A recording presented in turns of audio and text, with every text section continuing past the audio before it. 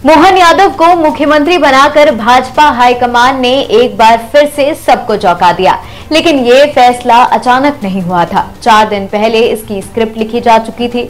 हालांकि किसी को इसकी भनक नहीं लगी, लेकिन इससे भी जरूरी बात यह है कि पार्टी ने प्रदेश में नेतृत्व परिवर्तन की जो मंशा 15 महीने पहले अपने इशारों में जता दी थी, उस पर अमल चुनाव के दौरान ही शुरू हुआ। हर कदम उसी दिशा पर आगे बढ़े, संकेत साफ थे। मोहन यादव की स्क्रिप्ट पर आगे आएंगे, लेकिन पहले परिवर्तन का खेल समझते हैं। विधानसभा चुनाव में प्रचंड जीत, लाडली बहना का शोर, 4 महीने बाद लोकसभा चुनाव, इन सब के बीच भी शिवराज सिंह चौहान पूर्व मुख्यमंत्री हो गए। आखिर क्यों? इस सवाल का जवाब जानने के लिए थोड़ा पीछे चलना होगा, भाजपा के संकेतों को समझना होगा।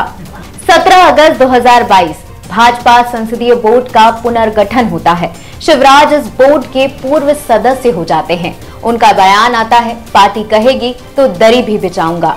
उनके राजनीतिक भविष्य को लेकर चर्चाएं होने लगती हैं। चुनाव आते ही फिर गीत गूंजता है, मोदी के मन में एमपी और एमपी के मन में मोदी। 15 महीने बाद इसकी लघुकथा के कई मायने हैं। आइए समझते हैं। पहला संकेत तब मिला जब शिवराज का चेहरा सामने नहीं आया। मध्य प्रदेश में पूरे चुनाव अभियान के दौरान सभाओं में नेताओं ने भाजपा सरकार के कामों का जिक्र तो किया, लेकिन मुख्यमंत्री का नहीं। प्रधानमंत्री नरेंद्र मोदी ने हर सभा में अपनी ही गारंटी दी। केंद्र की योजनाओं पर ज्यादा फोकस रहा। दूसरा संकेत तब मिला जब जन आशीर्वाद यात्रा में कई चेहरे सामने आए। पिछले चुनाव में जन आशीर्वाद यात्रा निकली थी, इसका नेतृत्व शिवराज सिंह चौहान ने किया था। वो यात्रा का एकमात्र चेहरा बनकर उभरे थे।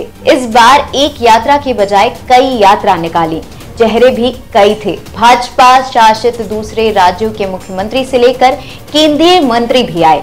तीसरा संकेत तब मिला जब कई दिग्गजों को उतार दिया गया। केंद्रीय मंत्री नरेंद्र सिंह तोमर और प्रहलाद पटेल से लेकर राष्ट्रीय महासचिव कैलाश विजयवर्गीय को मैदान में उतारकर पार्टी ने संदेश दे दिया था कि मध्य प्रदेश में कोई एक चेहरा नहीं होगा। पिछले चुनाव की तरह प्रचार अभियान में मुख्यमंत्री पर केंद्रित नहीं रहा ये चुनाव। चौथा संकेत तब मिला जब लाडली बहना की बात नहीं हुई।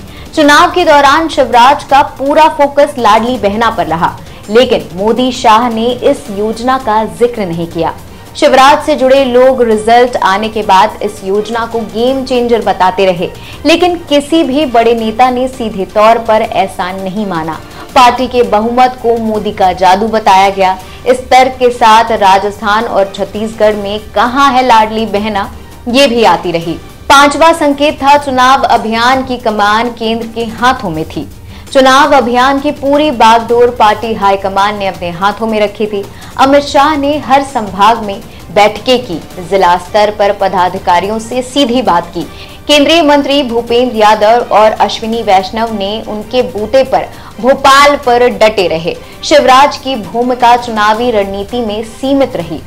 अब दूसरे पहलू पर आते हैं। विधायक दल ने सर्वसम्मति से मोहन यादव को अपना नेता चुना। बैठक में शिवराज सिंह चौहान ने उनके नाम का औपचारिक प्रस्ताव रखा। यादव को मुख्यमंत्री बनाने की स्क्रिप्ट 6 दिसंबर को ही लिखी जा चुकी थी।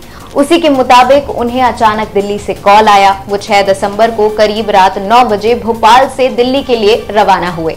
सीधे पार्टी अध्यक्ष जेपी नड्डा के बंगले पहुंचे। यहां दोनों के बीच 15 मिनट की मुलाकात चली। इस दौरान केंद्रीय मंत्री भूपेंद्र यादव वहां मौजूद थे। भूपेंद्र यादव ने ही डॉक्टर मोहन यादव की रिपोर्ट प्रधानमंत्री नरेंद्र मोदी और केंद्रीय गृह मंत्री अमित शाह को दी थी।